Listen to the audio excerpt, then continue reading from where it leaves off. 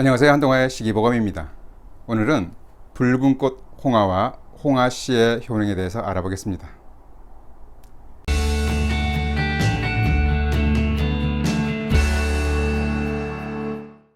과거 전통 혼례에서는 신부의 볼에 연지라는 붉은 점을 찍었습니다. 연지는 홍화라는 붉은 꽃으로 염색을 한 것입니다. 홍화는 예로부터 염료뿐만 아니라 건강을 위해서도 약용해 왔습니다. 그리고 홍화씨는 특히 뼈에도 좋다고 알려져 있는데 그 근거가 있을까요? 오늘은 홍화와 홍화씨의 효능에 대해서 알아보겠습니다. 홍화는 국화과 이꽃 속 이꽃종의 한해살이 식물입니다. 이집트가 온산지로 지금은 전 세계에 걸쳐 퍼져 있습니다. 우리말로는 이꽃이라고 합니다. 본초 강목에는 홍남화라는 이름으로 나오는데 꽃이 붉은색이고 잎은 쪽잎과 유사하므로 남이라는 이름을 지니게 되었다라고 했습니다.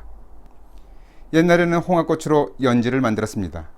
본초 강목에는 꽃은 햇볕에 말려서 진홍색으로 염색하거나 연지를 만든다라고 했습니다. 연자는 연자를 간편하게 쓴 글자입니다. 연지는 물에 적셔서 투진이나 중이염의 약으로도 썼습니다. 문헌에 보면 달걀 노른자와 주사로 만든 건연지라고 나오는데 여기에는 홍화가 들어가지 않습니다. 또한 면연지라고 해서 순면에 홍화의 붉은 즙을 흡수시켜 만들어 놓았습니다. 건연지나 면연지는 볼에 연지로 붙이기도 했고 약으로 사용하기도 했습니다. 홍화는 맛은 맵고 성질은 따뜻하고 독은 없습니다. 본초 강목에는 색이 붉어서 심으로 들어가서 혀를 자양한다. 당귀와 함께 쓰면 피를 만든다라고 했습니다. 본초 정화에는 홍화는 간경의 혈분약이다 라고 했습니다. 홍화가 혈액질환을 치료하는 약이라는 것을 알 수 있습니다. 홍화는 용량에 따라서 어혈을 풀면서 동시에 보혈합니다. 본초 강목에는 많이 쓰면 어혈을 깨뜨리고 적게 쓰면 혈을 자양한다고 했습니다. 통일보감에는 홍화를 약에 넣을 때 2푼이면 심에 들어가서 양혈한다라고 했습니다. 문헌을 보면 적게는 보통 2푼 정도, 많이는 한꺼번에 한 양 정도까지입니다. 보통 치료 목적으로는 1회에 2에서 4g 이내로 처방합니다. 홍화는 심장병을 치료합니다. 향약 집성방에는 지속적인 심통을 치료한다. 홍화를 잎사귀까지 물에 달여 복용한다고 했습니다. 홍화는 어혈을 제거해서 혈전을 예방하고 심혈관 질환에도 도움이 된다는 것을 알 수 있습니다. 만약 협심증이나 심근경색과 관련된 흉통이 있다면 도움이 될 것입니다. 홍화는 혈맥을 통하게 하며 혈액순환을 촉진합니다. 본초 강목에는 남자의 혈맥을 운행시키고 여자의 올경을 나오게 한다고 했습니다.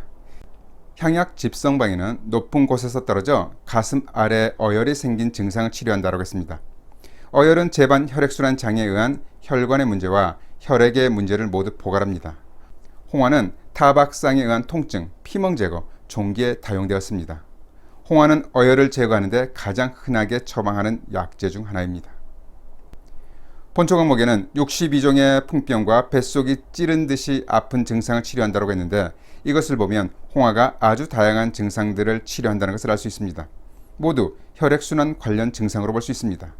이때 홍화를 물 대신 술에 넣어서 달여서 복용한다고 했는데 어혈을 제거하는 효과를 높이기 위해서입니다. 한약은 술에 넣어 달이기도 합니다. 예를 들면 타박상이나 피멍 등 교통사고 후유증에 많이 처방하는 당귀수사는 주수상반에서 끓여 먹는다고 했는데 주수상반이란 바로 술과 물을 절반을 섞으라는 의미입니다. 술을 넣는 이유는 약물의 유효 성분을 빠르게 흡수하고 혈액순환 또한 촉진시키는 데 목적이 있습니다. 홍화는 보통 술에 넣어 쓰는 것이 가장 좋다고 했습니다. 봉경소증에는 홍남아주는 한 가지 약 홍화만 술에 담가서 쓴다. 이것은 혈액을 순환시키며 풍을 몰아내고 반대로 풍을 몰아내면서 혈액을 순환하여 혈을 조절하고 풍을 저절로 없어지게 한다고 했습니다.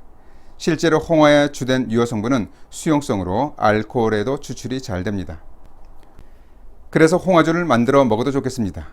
문헌에 기록된 홍화주는 농도가 너무 진하기 때문에 가정에서는 술 1리터에 홍화 10g 정도만 넣으면 좋겠습니다.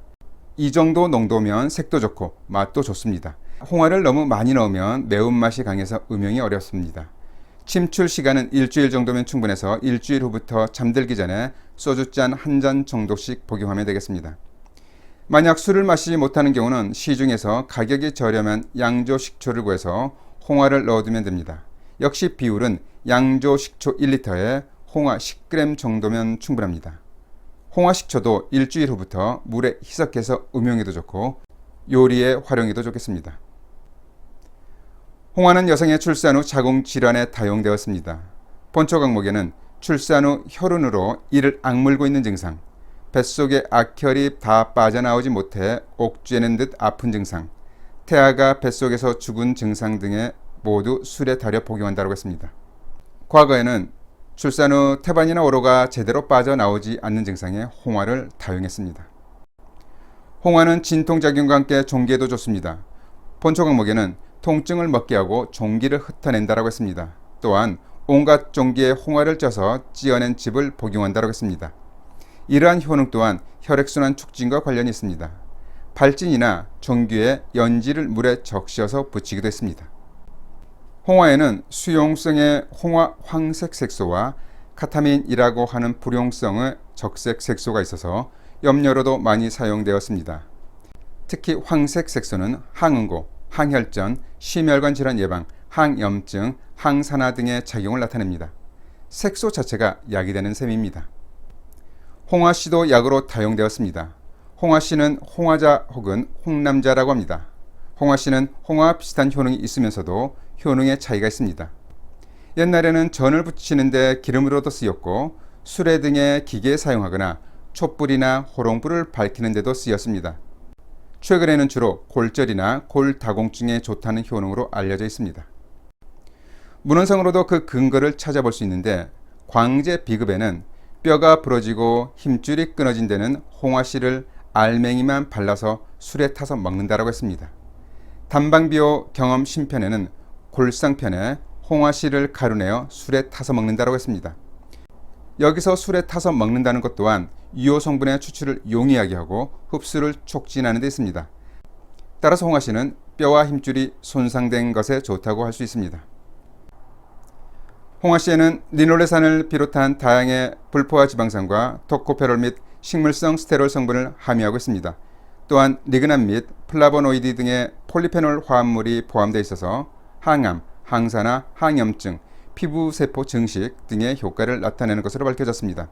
특히 골절 회복 촉진, 골다공증 및 골손실 억제, 지질대사 개선 등의 효과가 있는 것으로 연구되어져 왔습니다. 다만 홍화는 출혈을 일으킬 수 있어 조심해야 합니다. 본초 정화에는 홍화를 너무 많이 쓰면 출혈이 그치지 않아 사망에 이를 수 있으므로 조심해야 한다고 했습니다. 그래서 홍화는 혈액이 너무 묽고 지혈이 잘 안 되는 경우에는 사용하면 안 됩니다. 예를 들면 혈액 응고장애나 혈소판 감소증, 수술 직전이나 혹은 직후에는 복용하면 안 됩니다. 또한 생리 중, 임신 계획 중, 임신 중에는 복용하면 안 됩니다. 홍화씨도 마찬가지입니다.